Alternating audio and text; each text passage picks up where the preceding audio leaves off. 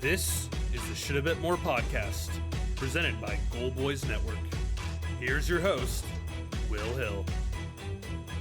Welcome to the Shoulda Bet More podcast, presented by Gold Boys. Coming up on the show, Kelly Bydlon of the Long Shots podcast, and Veason will join us. We'll go over the Masters. We'll go over some NBA as the NBA regular season winds down. It ends on Sunday, and as little time as I spent on it during the regular season, I am very excited for these playoffs. As I mentioned, pretty balanced playoffs. We got a shocking story on Tuesday afternoon out of nowhere. Mike Malone, the Nuggets coach, as well as the GM, both get fired. So we'll get Kelly's thoughts on anybody he's looking at here in the playoffs. Go in depth on the Masters, who to bet, who not to bet, how to bet, some of the derivative markets. So excited to talk to Kelly about all of that.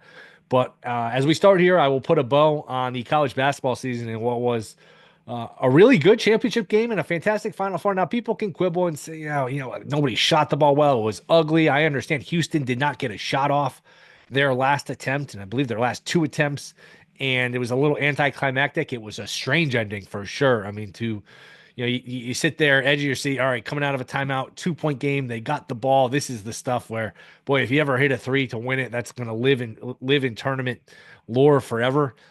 Let's see what happens. And to get caught in the air, put the ball down, kind of box out, almost like a special teams player in football, staying away from a punt, letting it roll. It was a very, very strange ending. And I'm sure I felt bad for Sharp. I felt bad for Sampson too, the Houston coach. And Sharp was the player who jumped up. Clayton, give him credit. He flew around those screens and just did a tremendous job closing out. I wonder if Sharp, who's I'm sure going to think about that play, I'm sure a day later, he's thought about that play 100 times. I'm sure he had a hard time sleeping thinking about that play, and he'll think about that play. Sadly, the rest of his life, that's just how these things go. When you play sports, especially a moment like that, I wonder if he would have done one of two things and done it differently. Just jump straight up and hope for a foul call because Clayton was coming around so hot, jumping so hot around the corner that maybe you get some body-to-body contact. He hits a hand, he hits an elbow. And I understand that maybe if you go up, he's just going to block the shot and the ball's going to fly into the backcourt and then the game's really going to be over. And it's just a split-second decision. So I thought maybe, you hope for some contact and a bailout foul where you get 3 free throws. And I also thought, probably better off, even once you got caught in the air, just keep going. Just grab the ball again. All right, they're going to call a travel. But maybe the ref doesn't call a travel. Maybe he swallows his whistle. Maybe he's too tight. He misses the call, whatever. And even still, if he does call it, you still got around little under 5 seconds to go in the game. You can foul and hope to extend the game somehow because you put the ball on the ground like that and you start to just box people out, tick, tick, tick. By the time there's a scrum for it, it gets batted around, the game is over. So tough sequence for Houston. It did feel like for most of the night, it was Houston's time. It felt like Houston's time. Felt like Kelvin Sampson's time, a guy who's been around coaching forever, 69 years old. He's been close a bunch of times. Houston's been close a bunch of times. It just felt like this was their time. But that's the thing about sports, and that's the thing about life. Sometimes your time just never comes, and it feels like maybe their time. Maybe it's next year, maybe it's the year after. Who knows? They're a good program. They're in the mix here a lot. But that felt like there's up 10 in the title game in the second half. That's about as close as you're going to get to holding up the trophy without being able to do it. And there was just some heartbreaking losses in this tournament. Houston, Duke. I'm sure there were some teams last night, this morning that are sick to their stomach. I'm sure Duke, watching that, is still sick to their stomach. Say, man, if we had just won that, held on against Houston, that the way Florida played Monday and their lack of shooting. I know something, or some of that was Houston's defense. I understand that. But if you got that level of performance from Florida with the way Duke plays, I think Duke would have beaten them pretty comfortably. Texas Tech watches Florida hold it up and say, man, we were up 9 with a couple minutes to go. UConn's up 6 in the second half. I'm sure they're thinking, man, we had the title team, the championship team beat in the second round. What would have happened if we won? I don't think anyone thinks UConn was winning a championship, but who knows? With the way the bracket broke, could UConn won another game or two and got back to a Final Four and then taking their chances? I'm sure there's a lot of teams looking around saying, man, we had our chances. And Florida really just danced between the raindrops this entire tournament. Down 9 second half to Auburn, down 9, like I mentioned, a couple minutes left against Texas Tech. Down 6 in the second half to UConn, and then down 10 to Houston. in the second half. So give credit to Florida. They win the championship. I thought for a second, it crossed my mind. I've seen interviews with Golden in the past, and I saw one thing on Monday. Actually, it's amazing the scenario actually came up that during COVID with the time off when he was coaching San Francisco, he talked to Ken Pomeroy, the guy we all know as Ken Pom, about the analytics and late game situations. And he's a believer in fouling up too if you get the right free throw shooter because a couple things. You can't lose. It takes away the three. And it guarantees yourself the last shot, even if they hit both of them. And if they don't hit both of them, then you're likely getting the ball back with the lead and you have a chance to really ice the game. I thought for a second he might have done it. Maybe if it was the right free throw shooter, that would have come up. But that was not the case. Florida wins. Really good championship game. Really good Final Four. You can quibble with it wasn't a lot of offense. It was sloppy. It was ugly. Well, that's true, I guess. But I enjoyed it. You got three really good games on the whole. Three really good Final Four games after a pretty lousy tournament. I thought the Final Four salvaged some of it. I mentioned before you don't. You know, a lot of people what they like about the tournament is the upsets, the buzzer beaters, the abundance of games in the first few rounds. And once you don't get that, people sour on it. But as far as the basketball from this weekend, the two games on Saturday and then the championship game Monday, that's it's really good. It's about as good as it gets. Good teams, high level games, high level teams, really outstanding basketball, despite the fact that, the shooting wasn't great. It wasn't pretty at times. And the refs, I thought, really, and I every time I talk about the refs, I mention that I don't like talking about the refs, and I don't think they decided this game one way or another. I did think there was a close, probably a goaltend that Florida got the benefit of that they didn't call. That would have been two more extra points for Houston. And who knows? We're going to overtime if it plays out the same way. Um, they let everything go in the first half. Then they were calling everything in the second half. It was the complete opposite. They were calling stuff off the ball, offensive fouls off the ball. You know what? Pick a lane. Either let them play, don't let them play. And I'm not one of these people. Oh, you can't call a foul because there's so much time left, or you can't call a time. You can't call a foul that part of the game. If it's a foul, it's a foul. It's a foul. You're not allowed to get away with fouling just because there's only a few minutes left. That being said, some of the stuff off the ball, the incidental contact, the stuff that can go either way, the stuff that you can let go. I thought they went out of their way to really blow the whistle and change how they officiated the game in the second half. But I enjoyed the game. And you know what? Another thing I enjoyed, I'm one to complain about these schedules and the time of these games. They moved it up a good half hour. It started 8:50 Eastern. Usually that title game starts 9:10, 9:15. Made a big, big difference. Maybe even 9:20 last year. Because I remember it was either last year or the year before, it was like 11 o'clock at night in the second half. Either had it started, was or just about to start. The fact that it started at 8:50 and it started right at 8:50 and they had a first half with no fouls. You look up, it's like 9:35 the first half ended or close to the end of the first half. It was much different. It was a much more just friendly start time for people on the East Coast where you're not staying up till midnight to watch this thing. All right, 9:30, the first half is over. We have the halftime that's still too long, but it was a reasonable time. It was a reasonable hour, and I thought that was a really welcome addition. Hopefully they continue to do that. Maybe even move it up a little bit. 8:15, 8:30, 8 o'clock. The earlier the better. I know you don't want to start at 6, 7 o'clock where people on the West Coast aren't home from work. There has to be a happy balance, but I thought 8:50 was a nice compromise. I thought it was a good change, a good little amendment they made. And man, just to reiterate, I did feel bad for Sampson in Houston. That is quite the 180. I mean, think about the high you're on that Saturday night around midnight when you beat Duke. You come back, you beat this unbeatable Duke team. You're down 9 with a couple minutes to go. You're down 6 with 30 seconds to go, and you win that game. You're going to the championship.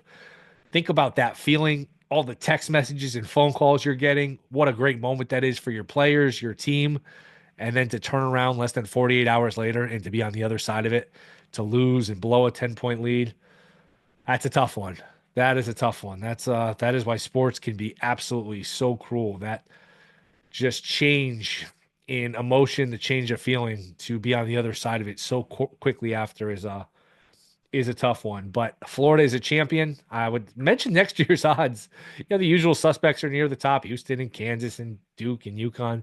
We don't know who's going to be on any of these teams with the transfer portal. It's like everyone starts with a blank roster every year. So trying to discuss, who's going to be, who's a sleeper, who's the best bet, it's really, really difficult for me to do. So it's really a fruitless exercise. But glad we were able to salvage it. Glad we were able to get a good Final Four after a tournament filled with chalk and filled with blowouts. We got three really good games, exciting games. Florida Auburn wasn't a great game, but it was good enough. That was a BB minus game. That was down to the wire. That was a fun game. And then Duke Houston's an absolute classic that will live forever. And then Florida Houston, look, 2-point game in the title game. Team down 2 has the ball. You had a comeback. You had some good performances. You had a little bit of everything. So it was a lot of fun. So coming up, we will switch gears. We'll talk some Masters. We'll talk some NBA playoffs. That is next. This is Shoulda Bet More podcast. All right, we are back. You can catch him on the Long Shots podcast, a numbers game, VSiN Live Bet Sundays all over VSiN. And he joins us again is the great Kelly Bydlon. Kelly, what's up, man? It's Masters Week. How are you? I'm doing great, Will. Always great to be back with you on the pod. Great to be talking golf, NBA, whatever else we're going to kick around. Who knows, man? Yep, we'll get to some NBA because that's the one thing about March Madness. You pay so much attention to the tournament and you look up and all of a sudden, boom, we got play-ins not that far away. Last day of the season, not that far away. So we'll get into that. But Masters, before we get into who you actually bet, what's just an overview of how you attack this tournament? Yeah, good question. I think there's a couple things people need to keep in mind. It's definitely one of the few, but probably the only tournament that I do this with where you are adding some outrights as you're leading up to it. Start of the season that you're betting, and you start to see how some golfers are looking and who might project well going forward. And just almost like any sport you're betting, you're trying to get CLV when you're trying to grab some of these outrights further out. So I usually have a couple, 2, 3, 4 sometimes that I've bet before even Masters Week rolls around. A little lighter for me this year. I only had 2 that I bet early: Sepp Straka and Akshay Bhatia. But then, yeah, you roll into Masters Week, and I think a couple things you need to keep in mind. This is we've gotten kind of used to the signature events with smaller fields now, with no cut. But then, okay, you go to the Masters, and it's a smaller field, but okay, you got the live guys that are back in play. This is not and then even separate those guys. This is not the cream of the crop PGA Tour class that you usually get at the signature events. You've got all the past champions and old guys that are playing here. You got the amateurs that they're working in to the Masters. So I think maybe more than anything is just realizing if you are a golf bettor or newer golf bettor, just realizing the field and how different it is than pretty much any tournament that you're going to deal with every throughout the season. And then, as far as a major goes, it's the only major that we play at the same golf course every single year. So there is a lot of course history that you can fall back on. And it is the most heavily correlated when it comes to course, success at the Masters to having success in this tournament and projecting that forward. So I think those are kind of the biggest things of just kind of where do you start with and how you're going into this tournament with things to recognize. Having said all that, Will, it's still, I'm still really focusing in on guys that are playing well and coming in on good recent form, and that you're then confident can beat a field as talented as the Masters is every year. And before we get to who you bet, who else you're looking at here, who are guys you'd absolutely stay away from considering their price and considering their game and their strengths and weaknesses? Yeah, it's a great question because I think this is a really interesting year when it comes to that. Look, I think Scheffler is, because of the price, I have to stay away right now. And I think that's been too overblown, his struggles or whatever we want to call Scheffler's season so far. But I think the big difference between him and a Rory McIlroy is there's a lot of people excited about Rory heading into this Masters. And I get it. This is as good a form as Rory McIlroy has entered into a Masters in a very, very, very long time. And that's why there is some excitement. And I think some rightful excitement, correct excitement over him heading into this Masters. And meanwhile, the past few years, we have seen Scottie Scheffler racked up wins or multiple wins in a lot of seasons before we've gotten to this point. And he has not done that yet. So I think Scheffler for me is, well, he is absolutely right up there. I think it is a very good chance that either him or Rory McIlroy ends up walking away with this thing. But just from what I've seen from those two so far, it makes it very easy for me to prefer a Rory McIlroy over a Scottie Scheffler.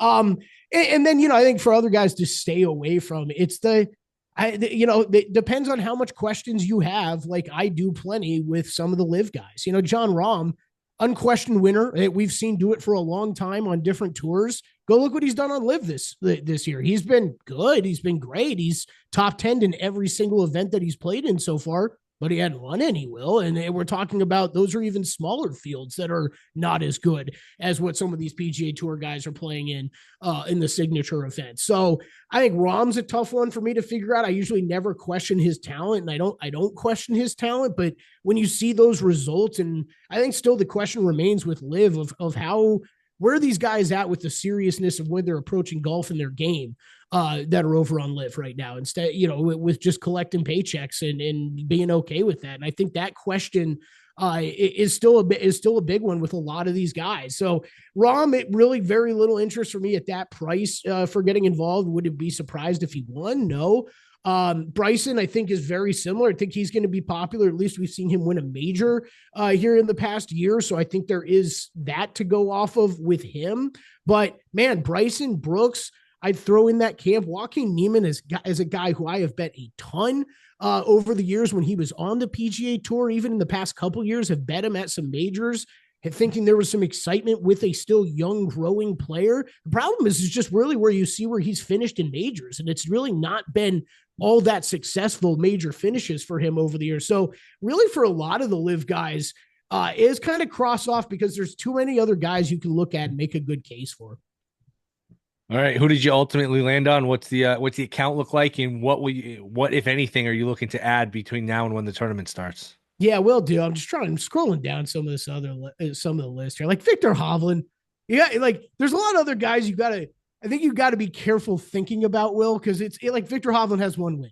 Other than that, he hasn't really done much, and he's looked really bad at times this year. So like he was an easy cross off for me. And then there's the guys that I think are tough questions: Ludwig Ober, Justin Thomas, Hideki Matsuyama. At times this year, they have looked like top players on the PGA Tour. But they have not been able, almost any of them, been able to put together anything consistently. So I think those guys are all part of the group. Would I be stunned if they won? No, because we've seen the game, and we've seen the game from them even this season. But man, too many questions in an event like the Masters for me to go back in them with money. So I think that's really just kind of when we look at the top of the board, kind of how I'm approaching things. I mentioned earlier that the two bets that I did make in the months leading up was Akshay Bhatia and Sepp Straka. I have bet a lot of Sepp Straka this year. I really like where his game is at. I'm glad I picked up the 100-1 early on him. I still think that the number you can get him at now is too long for how good his game is currently.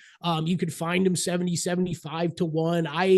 I bet that outright. I have backed it up, though, with a top 20 play on him, with the top 5 play on him this week. And kind of, if you have each way betting available to you, that's kind of how I'd approach that. It's just an each way bet, probably on 5 places with Straka bet outright, and then the 5 places on the each way market. That's probably how I would bet him this week. But I also bet him in the top 20. You're talking about a guy that top 20 finishes this year. He's had 7 already this season. He finished T16 at the Masters last year.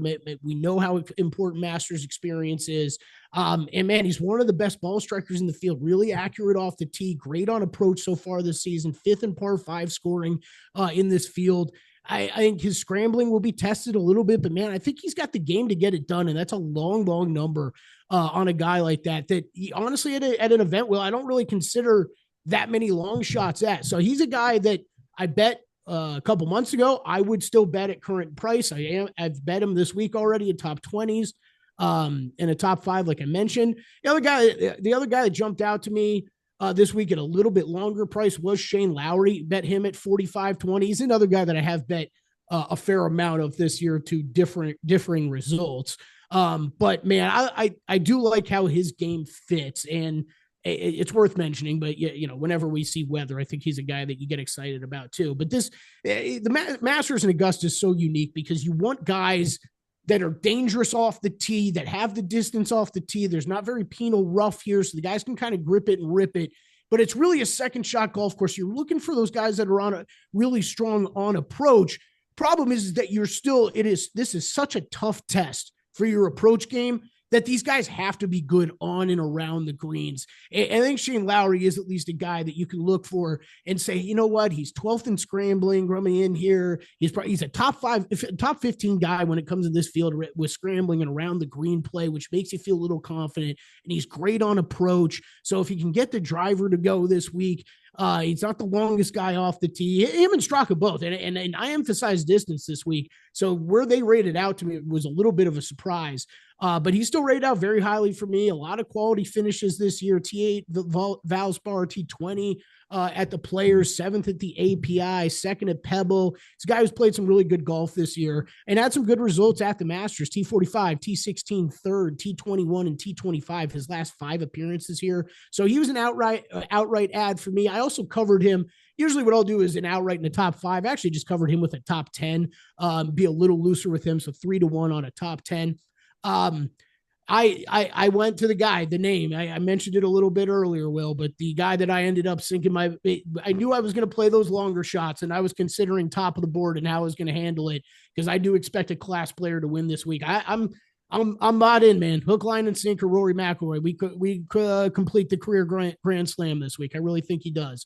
Bet him at a little over 7-1 outright, and then a top 5 on Rory. I think he is the top player heading into this tournament and the guy to beat out there. And when you are seeing the odds difference between where him and Scheffler are at, I think he's the play this week in the outright market. So he is the guy that I've really sunk the most money into. So that's everybody that I've got outrights on, and I can go through some of the other bets that jumped out to me. What about first round leader? People like the instant gratification. People like the long payouts. Is there anyone where you attack this market? You say, I don't think this guy can hold up over 4 days, but I could see him getting hot on Thursday and cashing a ticket for you. Yeah, absolutely. I haven't made any bets yet. First round leader, I love to bet. I usually have a bet in that market, at least kind of one guy every single week. I love it. I do think that there are, like you laid it out, Will, I think there are opportunities for guys that can get hot. I mean, Keith Mitchell the past 3 weeks is the perfect example. He's a top 10 ball striker on the PGA Tour when it comes to what he can do off the tee and on approach. It's just usually what he does on the greens and around the greens that holds him back. And that's what you need to sustain through a tournament through 4 rounds. To get hot for one round, yeah, okay, putter's hot for one round. A guy like him can cruise up there. That's why he's had a share of the first round lead or been one shot off the first round lead for 3 straight weeks. So I think you look for guys like that. One guy that jumps out to me is Lucas Glover, an excellent approach player who's got troubles on the green, but he'll keep it straight off the tee. He will be solid with his irons. He always is. I think he's a guy that I'm targeting. I have written down right now as a possible play. He's a guy rated out pretty high for me overall, but I won't be playing him in any tournament long bets at all. And then Robert McIntyre, who's a guy I think you're going to hear his name a lot this week.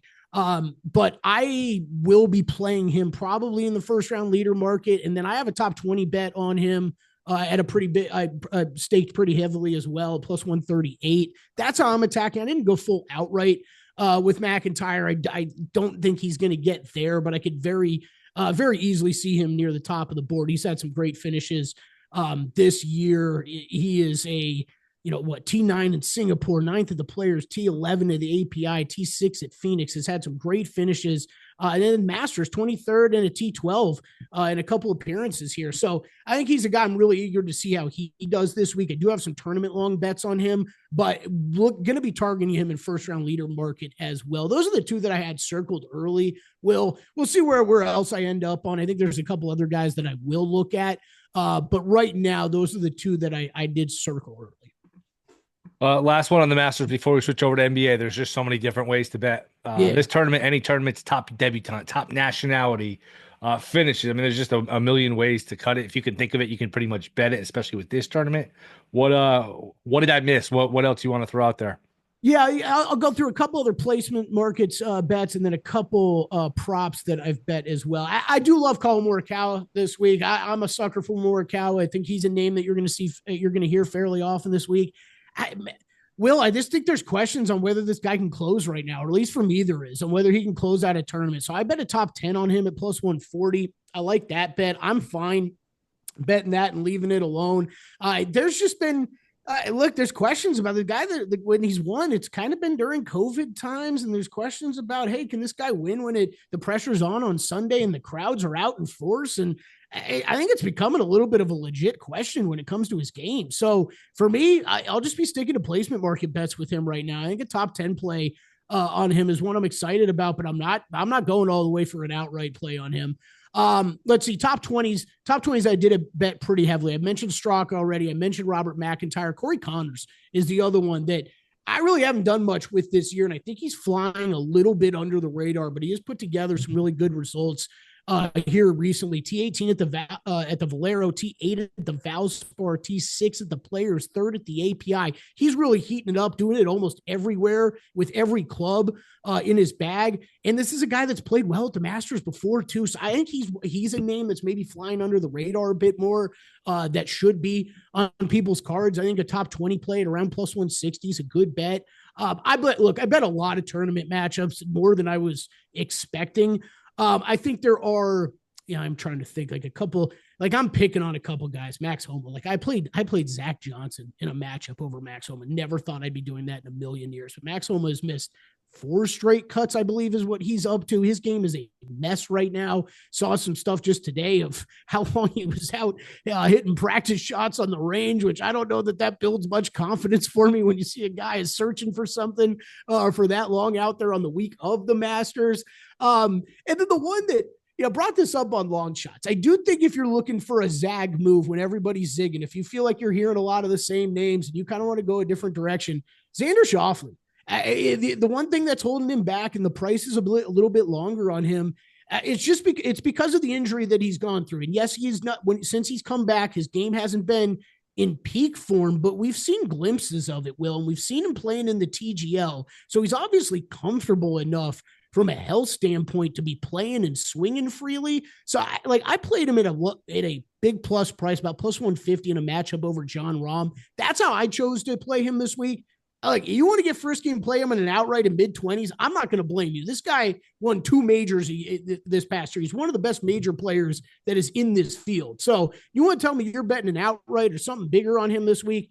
I got no problems with that at all. For a couple fun props, I don't know how fun these are because you got to be willing to lay some juice. But Phil Mickelson, top senior, minus 150. I have seen wildly different prices. I saw one shop have him about minus 275 in this market earlier today. I think if you're looking at minus 150 or better on that, I think Phil's the play there. He's at least playing somewhat competitive golf over on the LIV Tour, while a lot of these other senior guys, you can't have much expectation for them making a cut. So I think Phil, he makes the cut. He might be battling 1 or 2 other guys at that point to win that one. I think that's a good bet. And then, man, I laid a big number. I laid minus 325 for Steven Jaeger to be the top German player. The only other guy in that market is Bernhard Langer, another one of the old dudes who, look, man, Bernhard Langer's been a good golfer for a really long time. Obviously, a major winner, a Masters winner before.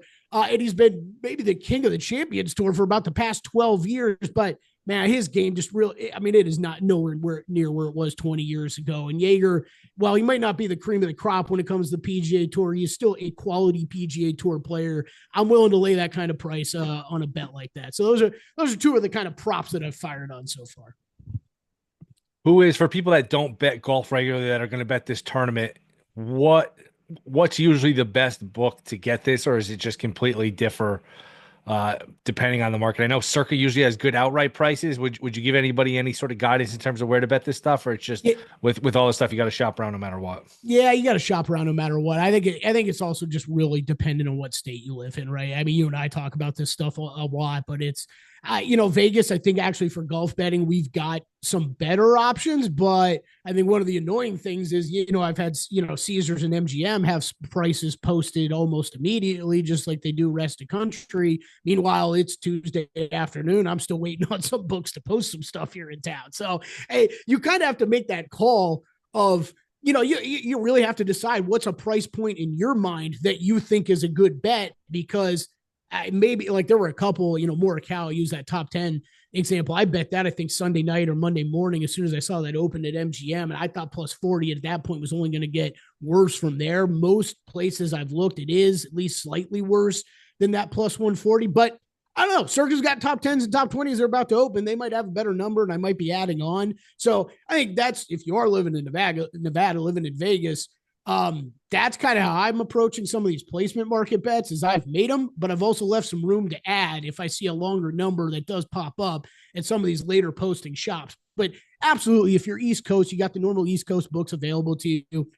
You just got shop around, also compare some things. I think there is, we talk about this with some of the other sports, but with DraftKings and FanDuel having so many markets up, there's ways of making the same, this basically the same bet or a similar bet, just in a different market at a better price. And I think that's stuff to consider. I mean, who knows? Maybe somebody has a tournament matchup with Steven Yeager and Bernhard Longer posted at a worse number than actually the top German market. Like that type of stuff you can find more often than you would think. So absolutely, I would check around and shop with even within the same book. Make sure to shop around. Yeah, and I know DraftKings has these boosts, hold a hole, which look, these books for the most part, unless you're like cut off or limited, they want your business. They want, they want these sort of instant gratification bets. They're going to throw out promotions. I remember last year and in years past, Tiger was such a good fade, hold the hole, especially after the first couple of days when he'd sort of get worn down, where man, plus 400 to bogey, and like his over under was really shaded Friday. So I think he played well on Thursday, then Friday, Saturday, he was just such a fade. And it's unfortunate from that standpoint. We don't have that this year. Yeah. And you do get some elevation changes here. This is not an easy kind of walk for some of the, older guys or guys that might have health issues like a Tiger has. Yeah. Switch gears to NBA. What is the one series you and Drew Dinsick, or you, Gil, and Drew Dinsick did such a good job. I thought it was a fun exercise to go through what the potential first round series would be, the projected first round series would be, and give prices. Just kind of got the juices flowing, got your brain thinking about, what would I bet? Who would I like if these were the matchups and the prices? What is the one matchup, just from a fan standpoint, that you hope we get in the first round? Man, great question. I think this is going to be a weird one off the top. I'll start with the East.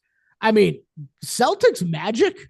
We've seen the Magic give the Celtics problem before. I mean, like, it's a like. Do I have any concerns that the Celtics are going to win that series? No, but I bet the Magic make it interesting for a game or two, and people holding Celtics tickets out there get a little scared at them. We've seen it before. I think the Magic are rounded into shape kind of again here later in the season. I'm not going to say that they're going to be at the peak form that we saw them early in the year, but man, I think they could at least take a game, maybe two off Boston. And if they do that early, people are going to be losing their minds. They got Boston tickets. So that one, look, I think Pacers Bucks has turned into a kind of interesting rivalry. And I don't know that we have, something Drew brought up today on the numbers game.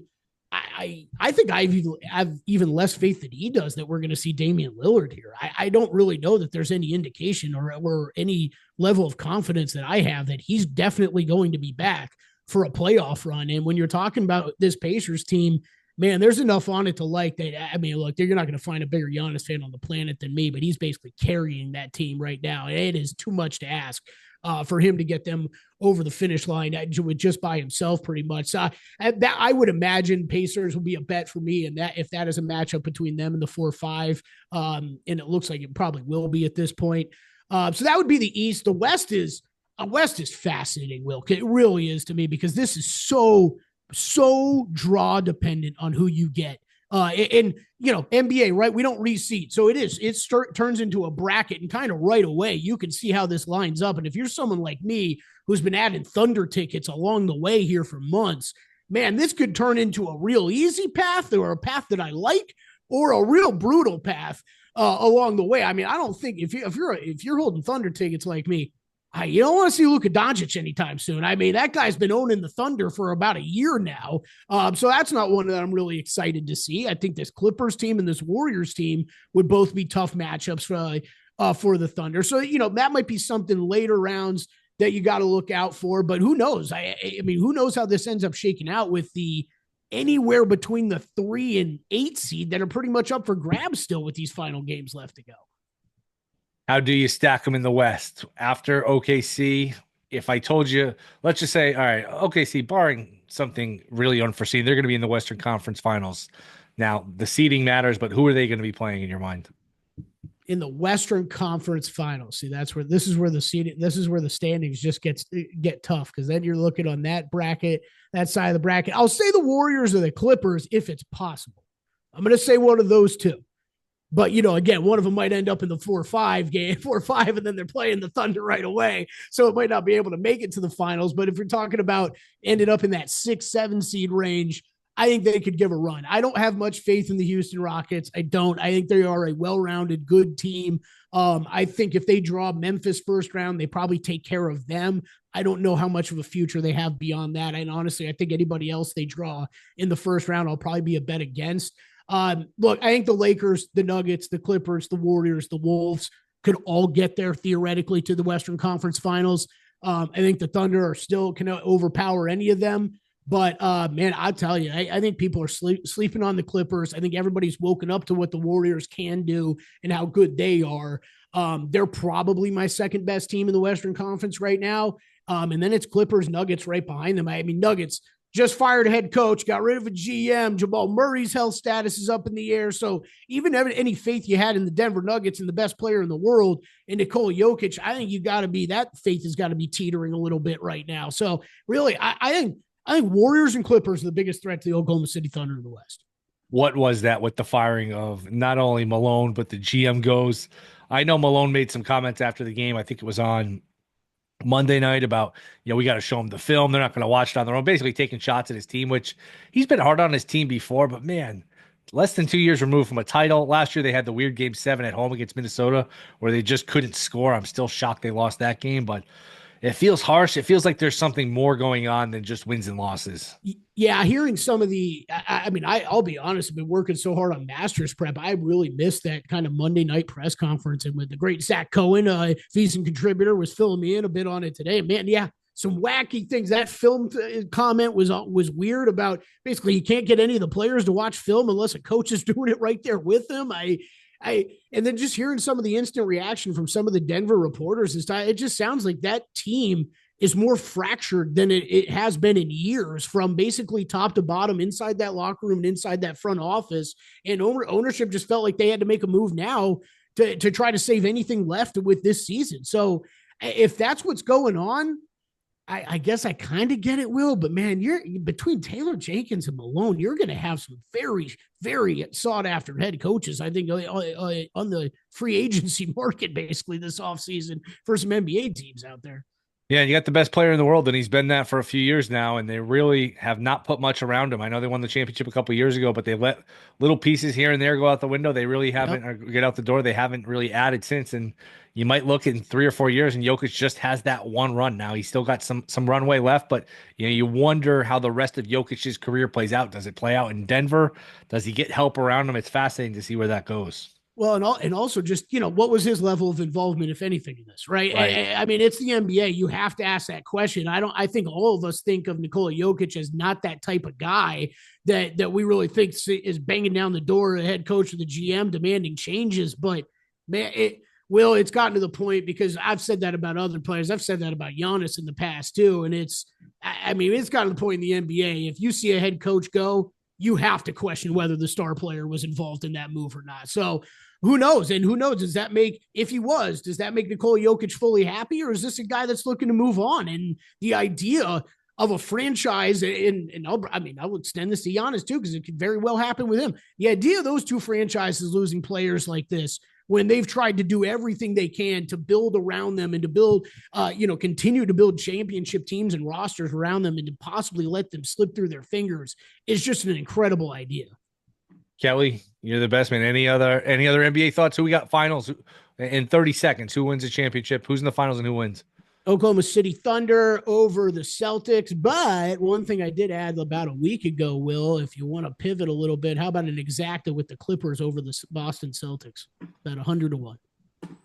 Clippers over the Celtics. 100-1. No, sorry, I had it reversed. Celtics over the Clippers. So Clippers that still pays 100-1. 100-1. Yep. Where can you get that? Was when I bet it. I bet it at MGM, I believe. I don't know that I can do the Kawhi thing again, but I understand it. That team is so that's what's tough. It's a lot of the same pieces, but such a different team this year. Zubac has been an absolute beast all year long. Nobody talks about him. He should be much more discussed in the defensive player of the year race.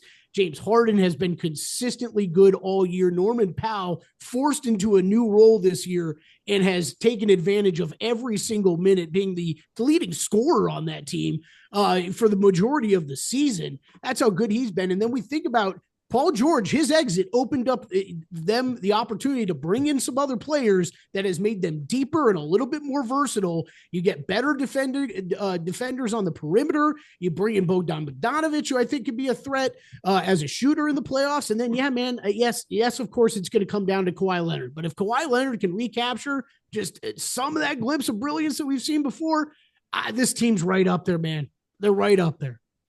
And there's one name you didn't mention who I think is a big factor with that team, Van Gundy. I think Van Gundy, I saw a stat that they've held more teams under 100 than anyone else. He's a good coach. I miss him on TV. I'm surprised he never got another head coaching opportunity. I always thought he was a good coach. I think he's done a good job with them. He's a little old school. It's not like he's one of those old school guys where he doesn't want to hear the analytics and he's, poo-poos. He's got a nice blend. Just look, from listening to the games for, he was the lead guy for 15, 20 years, forever. He gets the game so well. He points out things that you never would think of. He's a really good basketball mind. I think he really has really helped them. Yeah, absolutely. We'll see what that coaching staff can do with this team, man. I'm excited about the Clippers. I think they can make a deep run in a very stacked Western Conference playoffs. Kelly, where can we find you, man? Appreciate it. Yeah, at Kelly Bydlon on Twitter. Hit me up there. Long Shots pods are up now. For if you want more deeper Masters talk before we tee off on Thursday morning, go check it out. Kelly, we'll do it again soon, man. Appreciate the time. Thanks. Yep, thank you, Will. All right, thanks to Kelly Bydlon. Rate, review, subscribe, goldboys.com. Go there, check out the Discord. We will be back Friday. See you then.